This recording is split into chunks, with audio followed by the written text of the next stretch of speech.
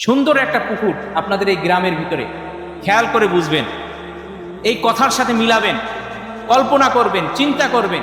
একটা পুকুর, পুকুরের পানি দিয়ে আপনি অজু করেন, গোসল করেন, দৈনন্দিন বিভিন্ন কাজে ব্যবহার করেন, রান্নার কাজে ব্যবহার করেন, আরো বিভিন্ন কাজে আপনারা ব্যবহার করে থাকেন। এই পুকুরের পানি আপনি দেখলেন, আপনার চোখের সামনে এই পুকুরের পানির ভিতরে ময়লা ফেলছে।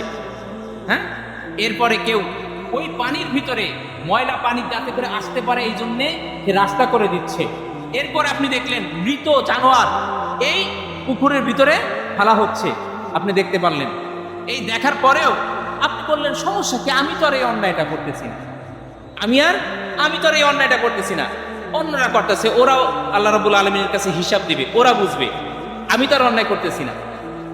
কিন্তু কিছুদিন পরে ওই পানি যখন পরিপূর্ণভাবে নষ্ট হয়ে যাবে, একেবারেই নষ্ট হয়ে যাবে, ওই পুকুরে যদি আপনি গোসল করতে যান তাহলে আপনার চুলকানি হবে কি হবে না?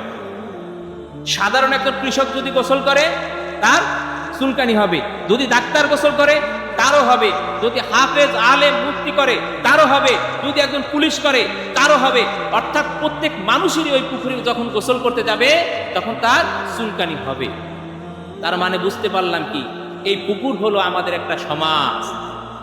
এই সমাজের ভিতরে যখন আমরা অন্যায়, অবিচার, অশ্লীলতা, এইগুলা যখন আমরা, অনৈতিকতা, এইগুলা যখন আমরা দেখছি, কিন্তু আমরা কেউ কাউকে নিষেধ করছি না, কেউ কাউকে বাধা প্রদান করছি না।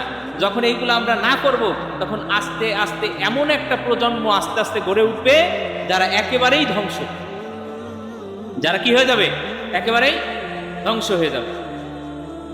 এইবার আসেন, আমাদের ইসলামের বিরুদ্ধে ষড়যন্ত্রকারী আছে কি নাই? আছে। যারা এই পুকুরটাকে নষ্ট করে, যারা এই পুকুরটাকে নষ্ট করে, নালা কেটে দেয়, ময়লা পানি আসার জায়গা করে দেয়, মৃত জানোয়ার ফেলায়, এই সমস্ত মানুষ আছে না? এরা চায় আমরা যাতে করে আমাদের যে মূল্যবোধ, আমাদের যে নৈতিকতা, আমাদের যে দিন, আমাদের যে ইসলাম, এটা থেকে জানি আমরা বের হয়ে যাই, আমরা যাতে করে নষ্ট হয়ে যাই, আমাদের নৈতিকতা, আমাদের চরিত্র, আখলাক সব যাতে করে নষ্ট হয়ে যায়।